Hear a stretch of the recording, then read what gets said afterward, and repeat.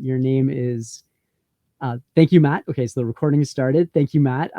Thank you for joining us tonight on the second member spotlight.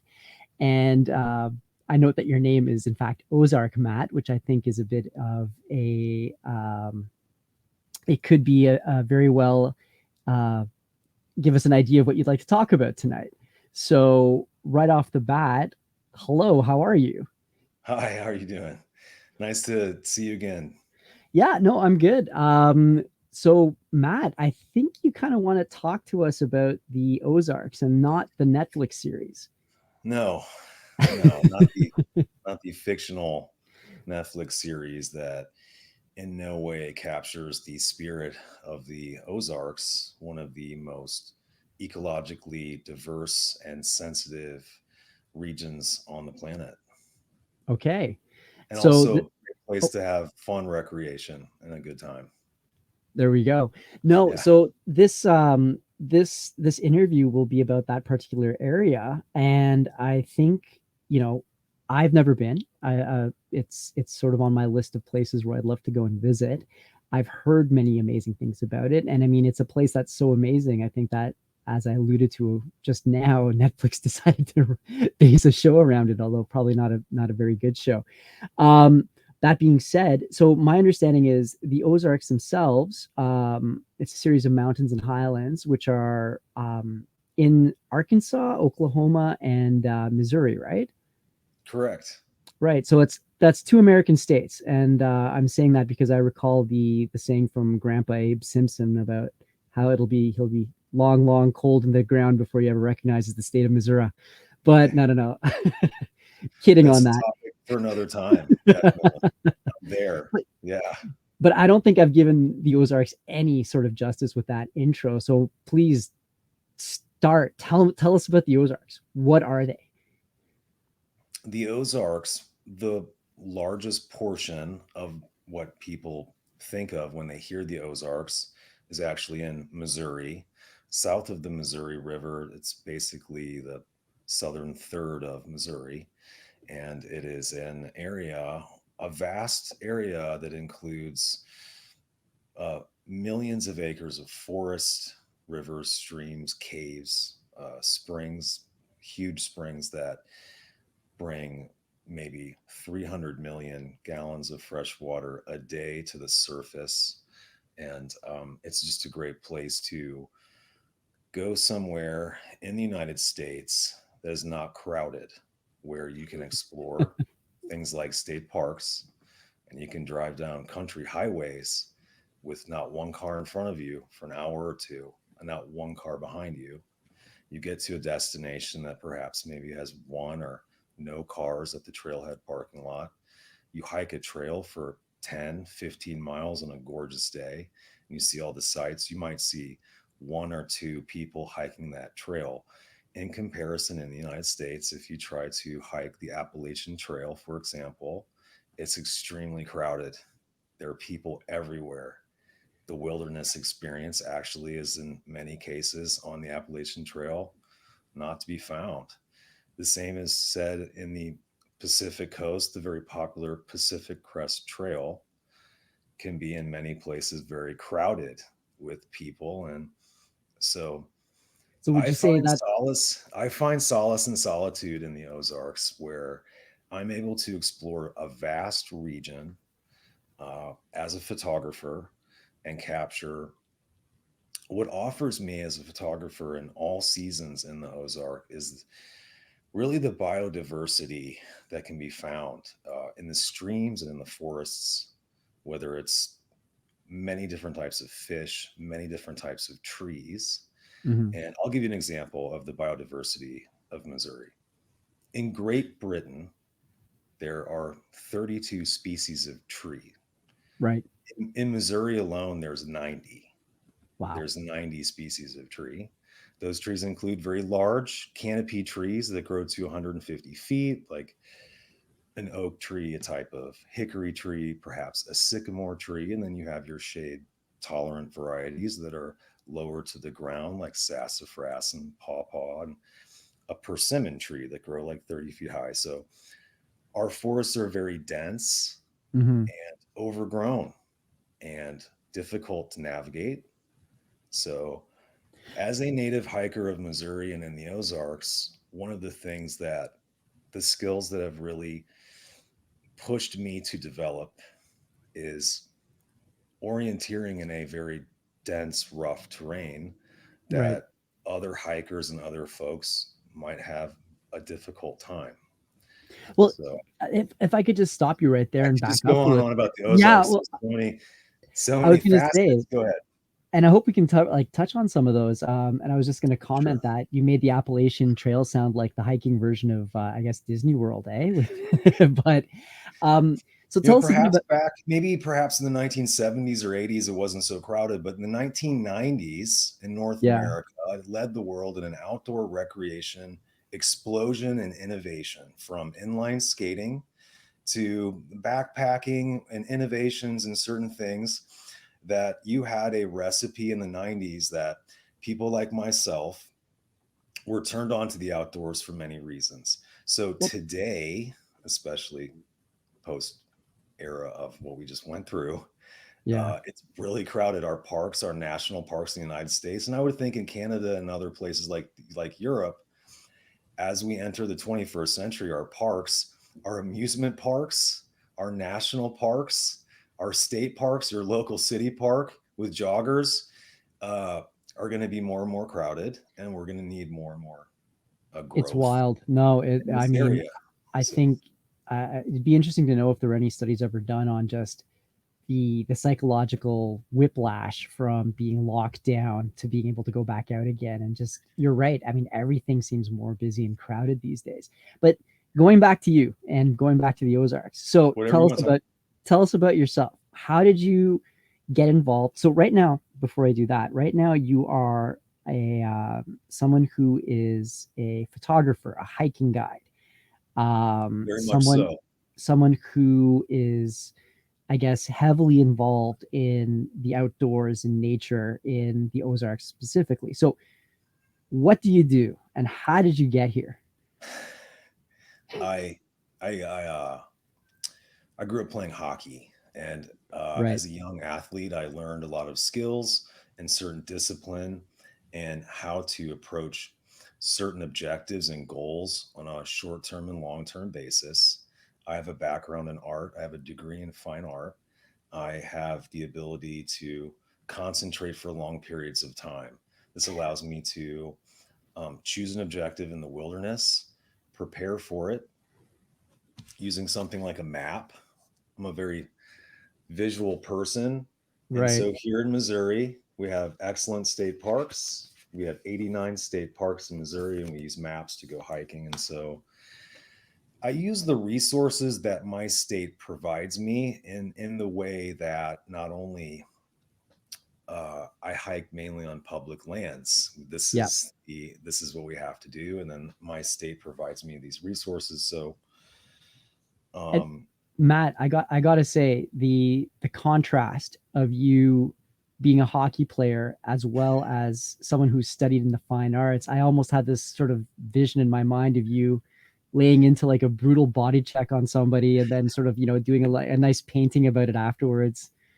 there is a side of me in a game. There was a time where there'd be some serious contact, and I would get in some fights, and there'd be some, there'd be some law that needed to be laid down on the ice, as always in hockey. Yeah. But you know, um, hockey players do have a sensitive side, and Yes.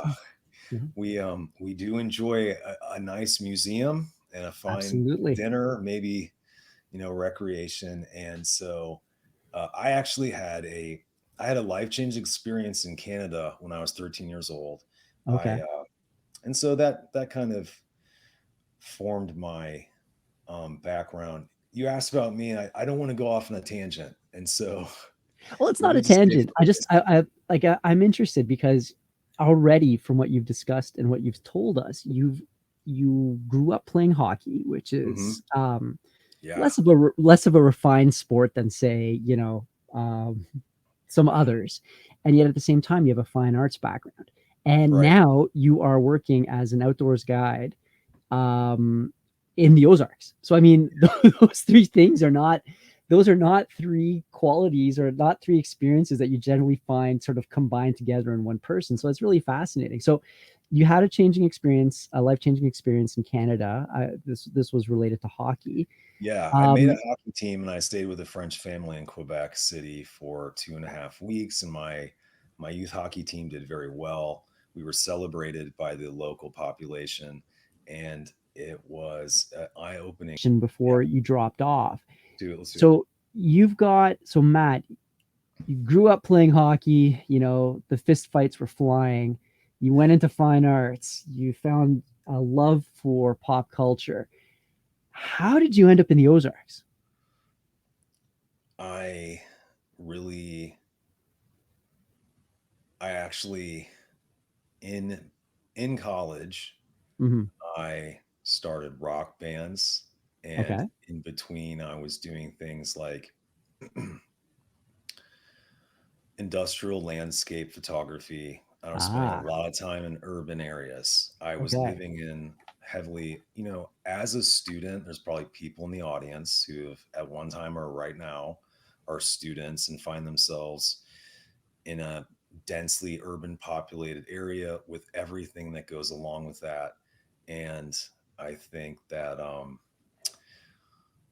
there was a I had a chance moment to go back to the Great Smoky Mountains because my sister was getting married in South Carolina. I drove Okay. there. And so on the Right. way back, my brother and I, decades ago, we climbed Mount LeConte. And it's 5.5 miles up, five and a Wow. half miles down. It's an 11-mile hike, but it's really kind of easy because in the United States, the way that we build our hiking trails, and in particularly in the Southeast, the culture and tradition of hiking is very strong. So Mm-hmm. you can get on a hiking trail, not be super in hiking shape. And because of the way it's constructed and has switchbacks and the footbed is very nice, you can get up to the top of a mountain in like 3 hours. And Okay. so, and so I revisited a hike I took as a young man in college, but now as an adult with more maturity and a desire to capture environments in a photographic manner. Let's just say, like Ansel Adams, a Mm-hmm. famous American who is very influential in bringing the wilderness to your living room as an American. And so I think, and not so much a conscious decision, but preparing for that hike, going on that hike was a life-changing experience in the Great Smoky Mountains. As many people do, the Great Smoky Mountains is actually national park is actually our most visited national park in the United States. Okay. Has a proud history. It's 500,000 acres. There's 900 miles of hiking trails within the Smokies. I myself have visited the Great Smoky Mountains over the course of 25 years, and I Wow. hike it as much as possible. And I think I've only hiked maybe like 30% of it. The Appalachian Trail runs through the highest elevations of the Great Smoky Mountains. And along there, you can find things like hiking shelters constructed in the 1930s, Wow. Civilian Conservation Corps, CCC style, which is Yep. very popular aesthetic with hikers and people. And so I came back to the Ozarks and I understood for the first, I came back to St. Louis where I live. I live in St. Louis, Missouri. Right. And I really understood for the first time that at my disposal, at my fingertips, unlike a resident of Chicago, unlike a resident of Kansas City or Indianapolis or perhaps Memphis, I have, because of my certain situation, the way that the interstates work, my geographic location, because Missouri has 89 state parks, over 160,000 acres, state parks are everywhere. Mm-hmm. And so I started traveling my own state intentionally, like one travels Europe, Yep. like one visits. So I just say, hey, I live in Missouri. So every single weekend, for the last 15 years, I have left where I live and I go basically stay somewhere in Missouri to go hiking, visit an area, speak with people, and just try to understand where I live on a very high level with multiple layers of understanding. I don't know why I do this. I don't know why I'm motivated to do No, this, no, that's but that's that's amazing. And I mean, it's, you know, I'm so not no spring chicken myself, but I think it's something that comes with age, if I can yeah, say that. Like you kind of you live through where you've grown up, where you know originated from, and where a lot of your life changing experiences have occurred, and then you reach a point where you kind of think like, I don't really know it as well as I should, or you want to go and revisit that, or you want to find out more about it. And I think it's a very human reaction. That's incredible that you've done that. You know, and not a lot of go ahead. people, not a lot of people, I think, have the, you know, if it comes down to a choice between taking a trip to like Cancun or exploring the state that you're in, I think the majority of people would just, you know, go for that that first choice, that touristy type of thing. But I think, and again, Totally. maybe people can correct me if I'm wrong, but we really don't know our immediate environment as well as we probably should. Yes. Right. And have a natural curiosity.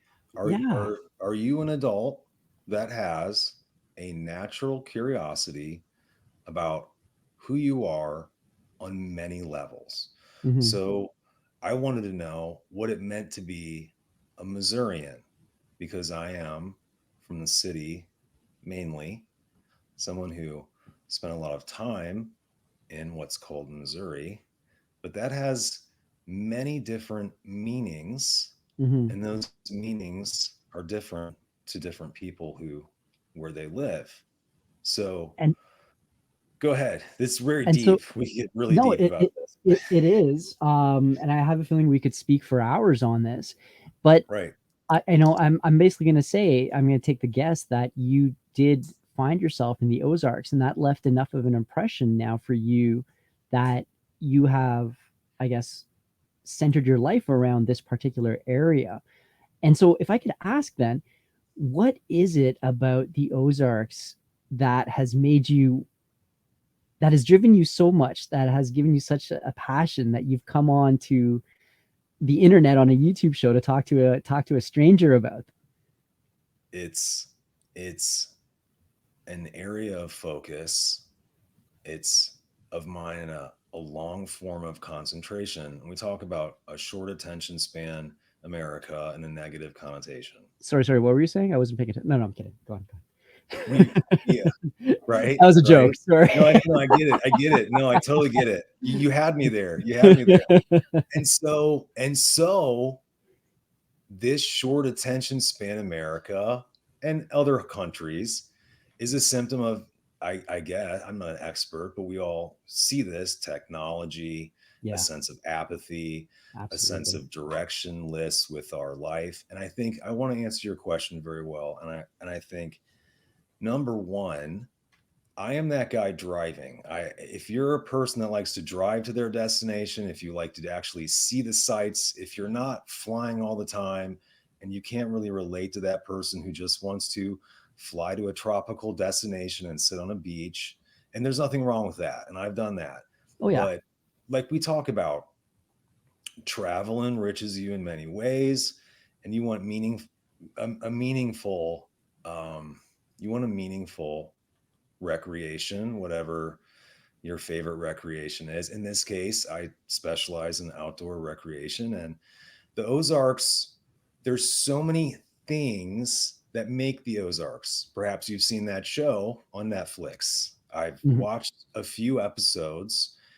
That takes place at the Lake of the Ozarks, which is just a small place, but it's the most popular place. It's a lake. And so naturally, lakes are boating, Mhm. water skiing, jet skiing, fishing. And so the recreation that takes place there is mainly seasonal. And we have state parks and we have certain areas and public lands that are very popular We have Lake of the Ozarks State Park.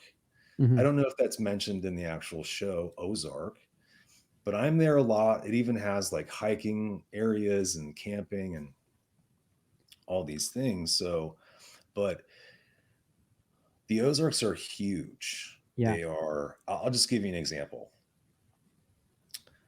The forest that covers Missouri is mainly in the Ozarks and in and around the Ozarks. That is 15 million acres. Yeah, I And saw that. so the Great Smoky Mountains National Park is 500,000 acres. So the forest alone in Missouri, which Missouri is larger, the forest is 30 Great Smoky Mountain National Parks. Just to give That's you an idea, incredible. the Mark Twain National Forest in Missouri, which several sections are very close to me, home to black bear, bobcat, wild turkey, bald eagle, just all kinds of awesome stuff. Um, Mark Twain National Forest, an awesome place, 1 million acres. So it's twice the size of the Great Smoky Mountains, and it's 4 times the size of the Rocky Mountain National Park and Wilderness Area, which is 250,000 acres. You know, So Matt. Missouri State Parks, if you combine, okay, Georgia, Yeah. Georgia has 10 million people, and it's not a small state, 49 state parks, not bad. Missouri, 6 million people, 89 state parks. We are poorer on a median income household average than Georgia, and parks are purchased and maintained by public money. So, where I come from, we have a culture of parks. Yeah. We want you to visit parks. We want everyone to own them. We want our parks to be diverse in the things that they offer, in the amenities that they offer, and in the natural features that they highlight, whether it's a river or a cave or a mountaintop, something like You know, that. if I can So just jump in really go quickly, ahead, jump in. while you were speaking, Yep. you were using terms like Mark Twain, Mark like Twain, bald eagle, like bald bear. eagles. Even earlier, you were talking about different types of plants like the sassafras and whatnot. And I mean, it's just giving me this sense of like pure Americana, like Yes. unfiltered environmental Americana. And I wonder if Yes. that might be part of the passion that you have for this that's driving like the Ozarks. Like I mean, Yeah. it feels like a distillation of um Right. I'm not even sure if I can explain it properly, but No, yeah. everything that you thought, I will say this. You are not in the United States right now. I don't know if you've ever been to the like southeast Appalachia, Gatlinburg, Pigeon Forge, I the have Great not. Smoky Mountains. You've No. heard of this area. You have a Yeah. picture in your mind, and there's like an emotional sense. There's a feel that Yeah. you get. Probably we all do, humans, about if we think about our favorite place like Walt Disney World, we're like, oh, cool, and so. Um, uh, when you go to Sam A. Baker State Park and you go to this rugged wilderness that is unchanged from frontier days, and you see things like a timber rattlesnake right in front of you, and you're miles away from anything, you're in a giant county called Wayne County, but it only has 13,000 people. You Mhm. really do, you really are immersed in this experience. And I think, why do we visit parks? Any park. Why? We want experiences, big and small. And the experiences, the big ones that we have, we seek more.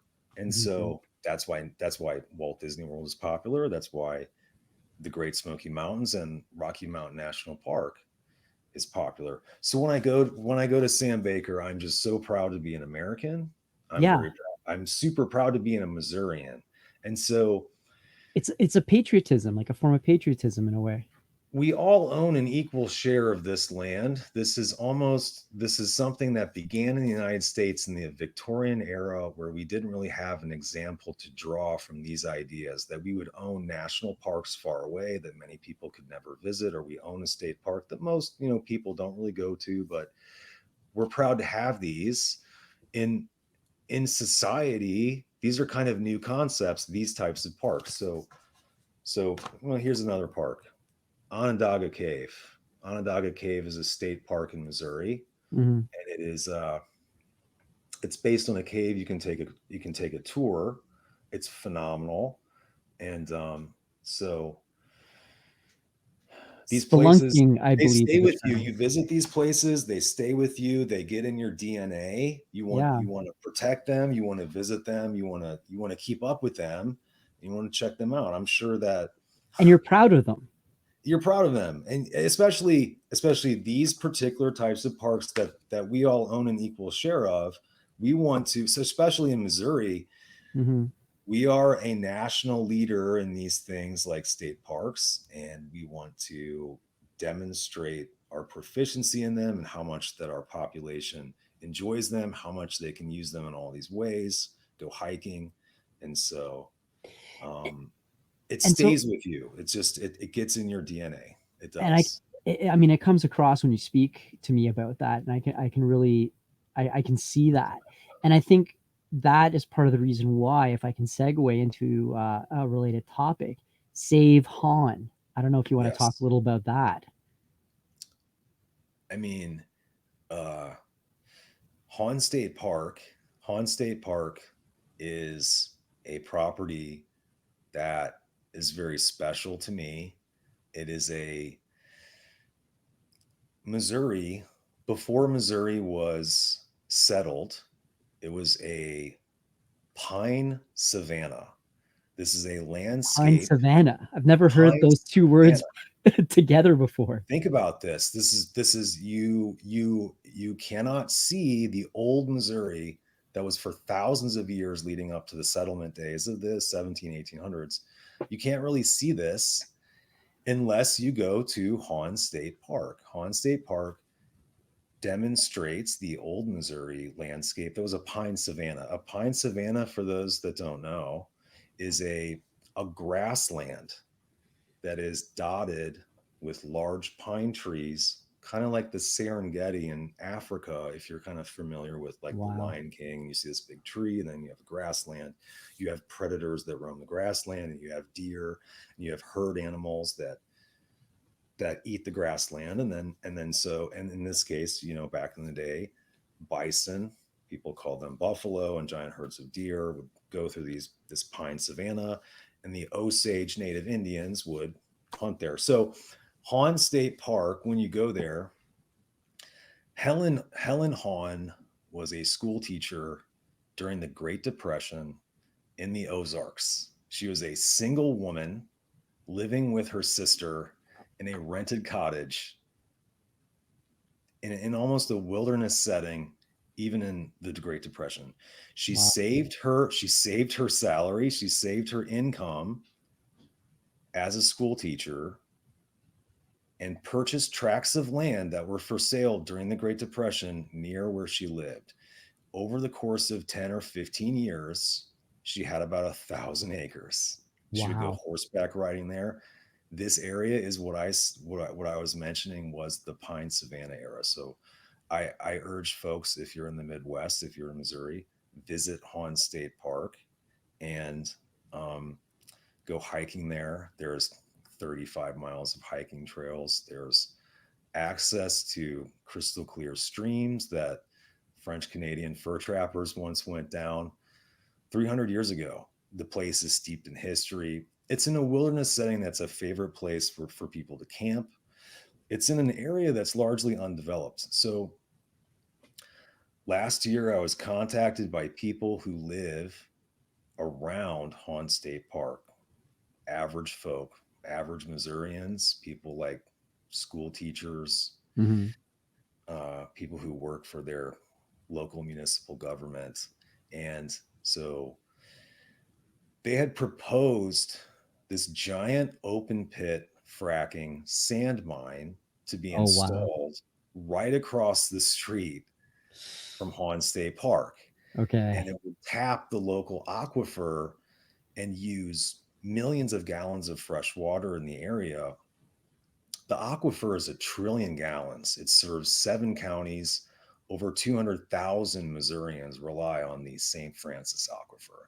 And Right. so this mine threatens the area, a really ecologically sensitive area, a place that is famous for its winemaking that relies on the underground water for its business.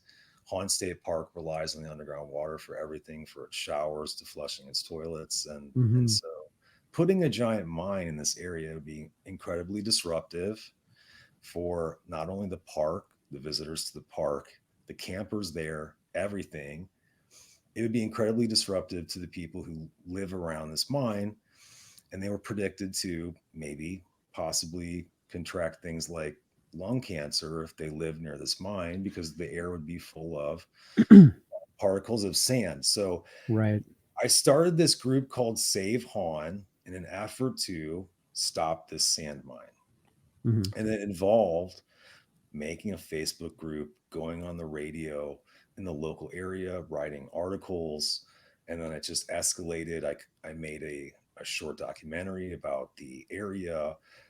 I collaborated with a drone operator. We took some footage of an area called Hickory Canyons. This mine would be situated in between what's called Hawn State Park, Hmm. Hickory Canyons Natural Area, which is a beautiful place, and another place called Pickle Springs Natural Area, which is home to a glacial relict animal called the four-toed salamander, Oh, which wow. was deposited in Pickle Springs Natural Area during the Ice Age.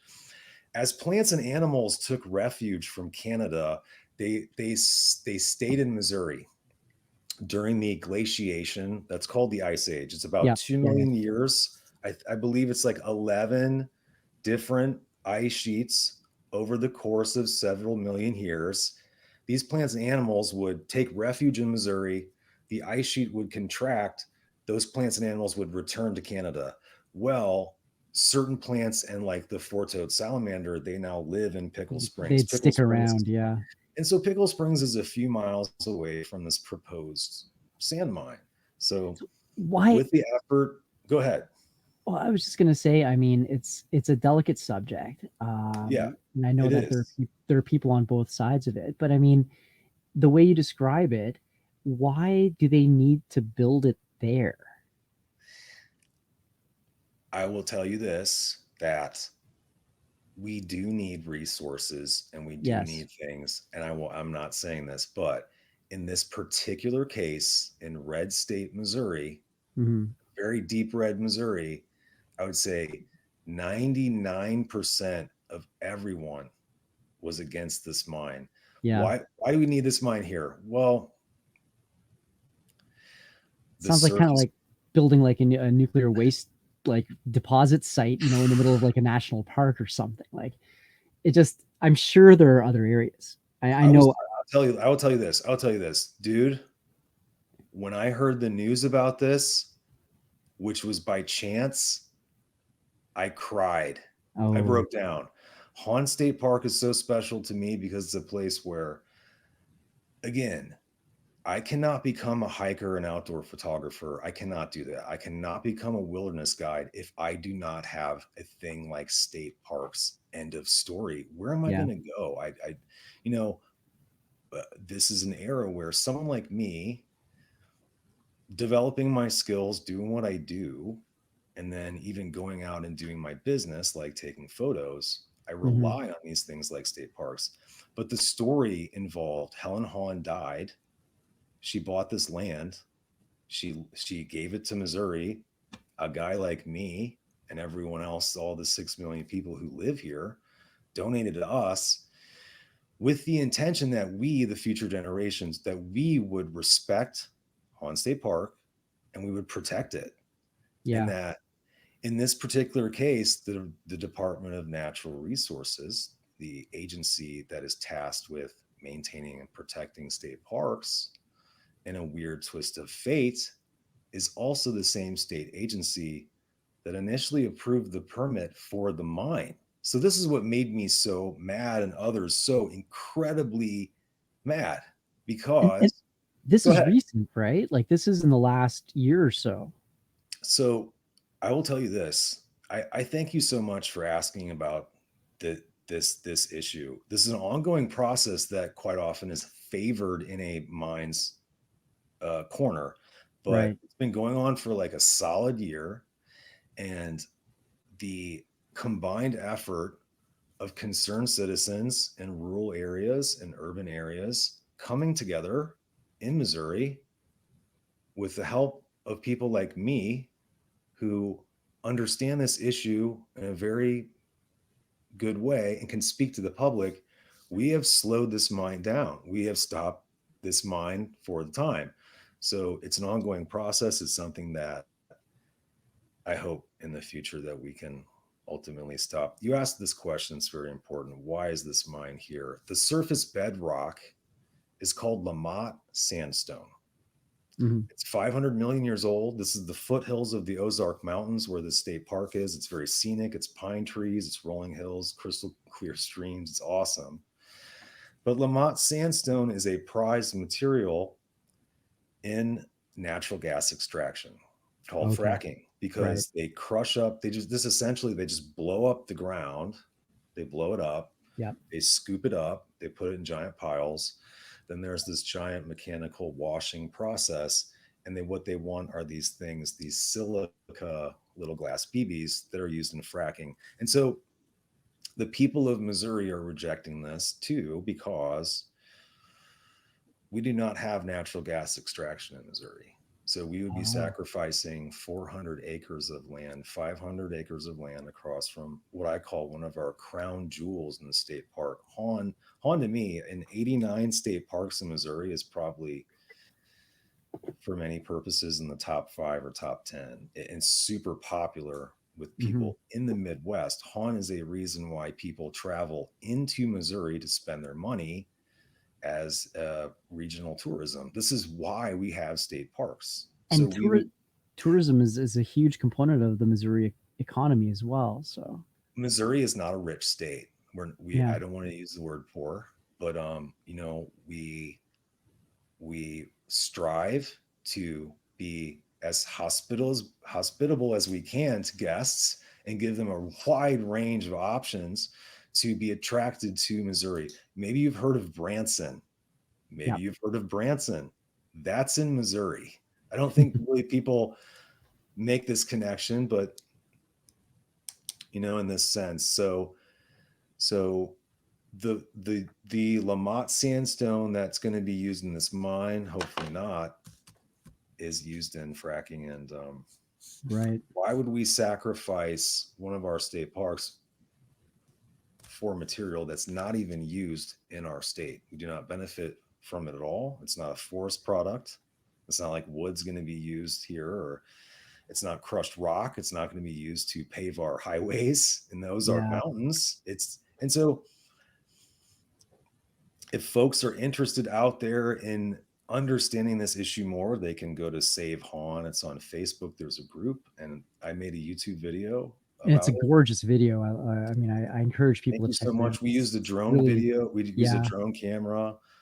We got there early in the morning, and so these people contacting me made me be more active in protecting the areas that I love, and it gave me an opportunity to use my skills. So I And thank them for allowing me to help.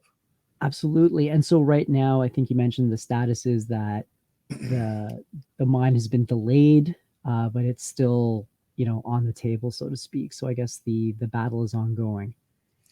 We here in the Missouri Ozarks, we store some of the most fresh water in the world. And what do you Hmm. hear when you hear about the future and fresh water? In that aquifer alone that they want to tap, it is 1 trillion gallons.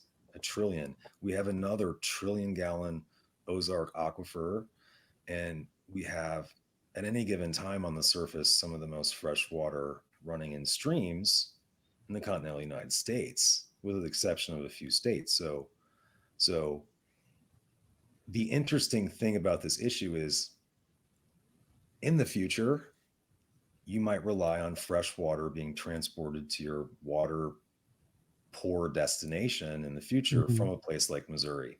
Can Right. you afford something like a trillion gallon aquifer to be depleted or contaminated. Contaminated. Yeah. And contaminated, you can't clean an aquifer. So we are all connected. And I would say that my work in the outdoors, my experiences with people, meeting people on mountaintops who somehow climbed up there by themselves and they can't go any farther. And you're up there, you have an objective. You need to take a photograph on top of a 13,000-foot mountain and get down before it rains and it lightnings and it kills you.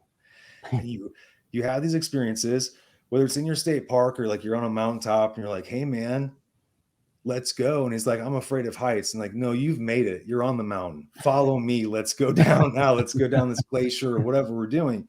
Yeah. And so I would say that we are all connected. Yeah. The trash that goes down a stream in the Ozarks in a few weeks lands up in the Pacific Ocean. Oh.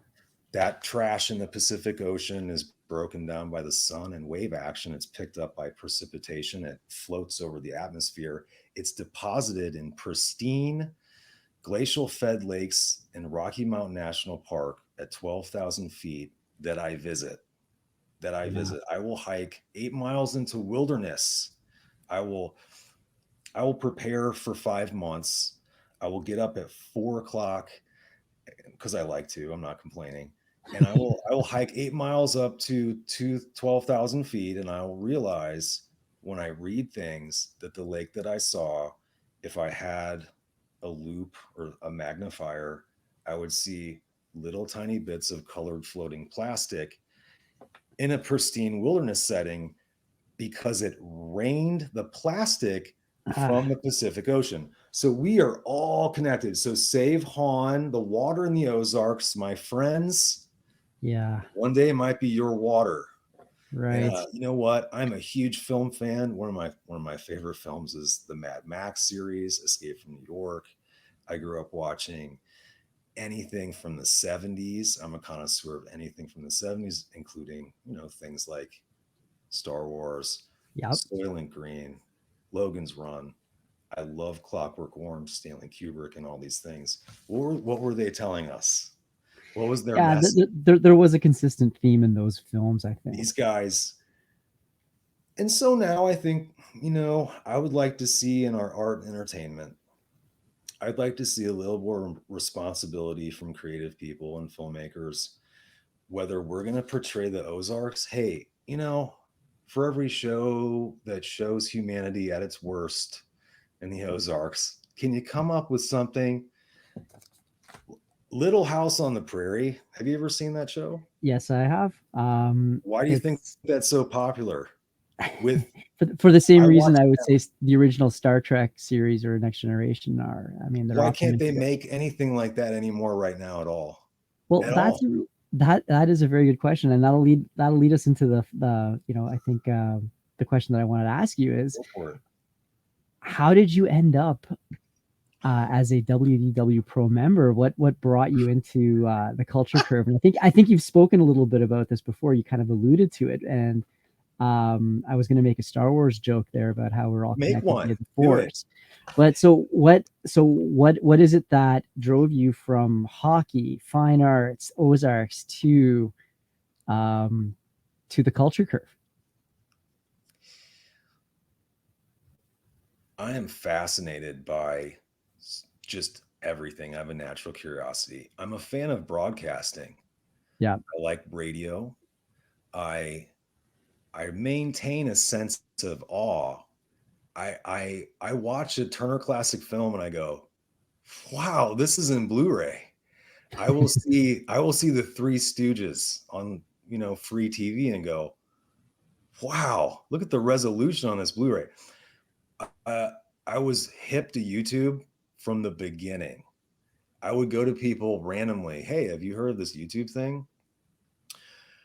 I grew up just in love with music and I was in bands, and the idea that I could click on something at home and watch a concert from one of my favorite musicians just blew my mind. When I first started watching YouTube, I would just go to my friend, hey, remember that Nirvana show that we always wanted? Oh my God, I was there. It was on YouTube. And then you go, wait, what's this? Here's a dude doing his own thing. Damn, that's interesting. And so, dude, did you have cable access television in Canada in the 80s and 90s? Did you have cable Ah, access? Do you know what that is? Because YouTube mm, is the evolution of cable access cable in a access. Yeah, much yeah, better yeah. way, in a much more serious way. But I will say that the first film that I was ever brought to was a trial run for my parents to see if I was old enough and mature enough to sit through an entire film. That just And happened to be just luck of the draw. it, Empire Strikes Back. I'm there you go. almost 5, I'm 4.5, and my mind is blown. We see it in a theater that's really big screen, and for the next several years, I'm reenacting scenes from Empire Strikes Back. I'm just the biggest Star Wars fan ever. I own every single action figure released from 1977 till probably like 2005. I mean, Wow. I had to just stop. I Yeah. got to the point. And so, um, uh, Star Wars is just such a huge thing. Right. I lost my train of thought. Where were we going with Star Well, Wars? no, I was just gonna say, like, I was gonna ask you, do you own all of the sequel figures as well? I do not. George Lucas he is in a certain sense a master storyteller. George Lucas is a Renaissance man, a technical innovator, and Mhm. the sequel trilogy obviously, oh, does not resonate with me. How I found WWD Pro, I'm very sorry. I'm very sorry, WWD Pro. Um, as a lot of people in the audience, I got super disillusioned with the quality of films of all kinds, Yeah. including Star Wars. And the new Star Wars films are such a huge disappointment to me. I don't think you're alone. And so WWD Pro, he appeared on a live stream, and it's one that it's like in the morning or something. I can't remember. He appealed to the audience. He said, I don't really have any content right now. I'm not making any videos, but just subscribe. And I liked that idea. And I find that WWD Pro's content, as someone who's watched YouTube from the beginning, it stands out as just the highest professional approach. I really appreciate his professional approach, his ability to create content that stands out in a really stimulating way, in a fresh way, and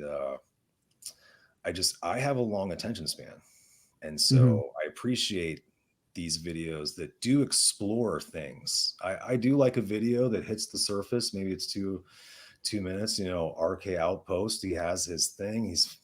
He's great at that thing.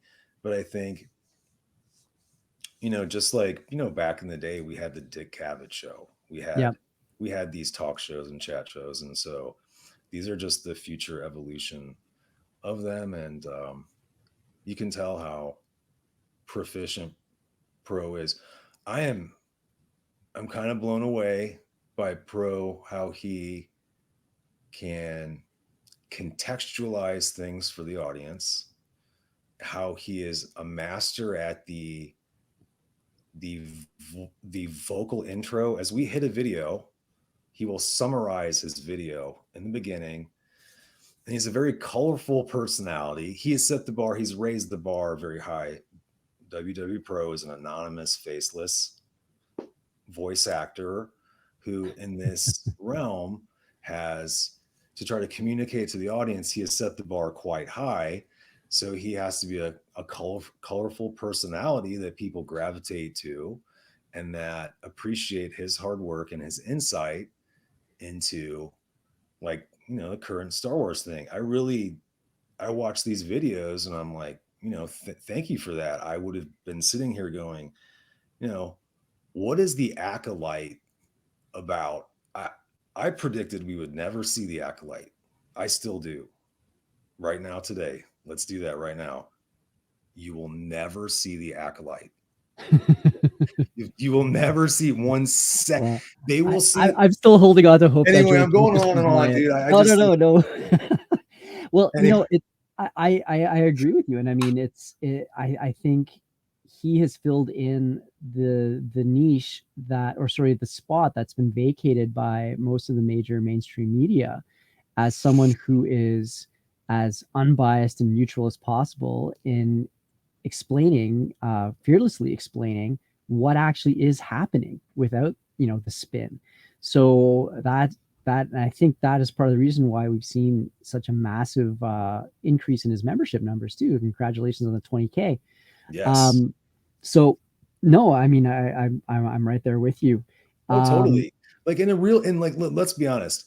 The media collapsed in the United States for several reasons. Someone like Pro, he wouldn't. I mean, in a different world, he would be like on CNN. known. He would have like a show, Yeah. and he. I'm saying he has. This is an amazing show format that he has, but it's unfortunate that other people in the media don't take YouTube as serious as they should, because Oh, I that's think the I think talent. they're getting there. I Yeah, think that's the I talent think pool that they should be focusing on, big and small, for everything. So I'm blown away absolutely. by these people who can live stream out of their, out of their house for a living, or just with an internet connection and a camera, they can reach out there. Pro does this. He Yeah. reaches out there. You feel like he's literally talking to you, which is what a good broadcaster does. And so It it's amazing what these people can do. I'm in awe of them, all of them. it's I sit back and it's the promise of the internet made real, and I mean, yes, besides all the porn, but it's really it's really it it's what the internet was sold as, totally. for the Yeah. people, by the people. YouTube um is wide open to yeah. use. Well, this has been a long interview, Matt, and I It know, has been. I think we've probably gone a bit longer than I was expecting, but there was Yeah. so much interesting stuff to talk about, and I feel like we just barely scratched the surface.